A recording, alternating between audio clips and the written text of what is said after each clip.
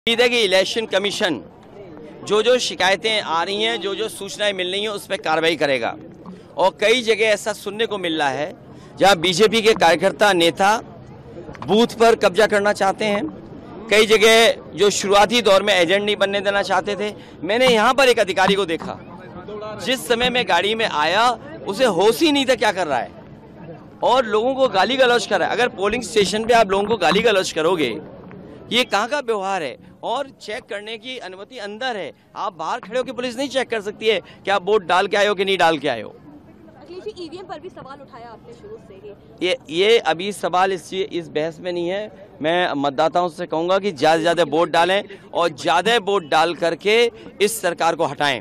आपकी लड़ाई जो है वो वैचारिक लड़ाई है भारतीय जनता पार्टी से। आपको लगता है देश का पिछले 10 सालों के अंदर जो हश्र है वो बुरा हुआ है? देखिए, पिछले 10 साल में महंगाई बढ़ी है, बेरोजगारी बढ़ी है। आम लोगों के जीवन को जो सुधारने का रास्ता होना चाहिए, जो विजन होना चाहिए, वो नहीं रहा सरकार का। और हम किसी चीज को देखें, आज दवाइयों के दाम बढ़ गए हैं, जरूरत की चीजों के दाम बढ़ गए हैं, गाड़ियों की कीमत बढ़ गई है, बिजली महंगी खरीदनी पड़ रही है, और किसी के हाथ में नौकरी रोजगार नहीं है। आप विश्व गुरु बनना चाहते हैं, विकसित भारत बनना चाहते हैं, लेकिन पर कैपिटा इनकम क्या है आपकी? आपके बैंक्स ने लोन माफ किया उद्योगपतियों का, बड़े लोगों का।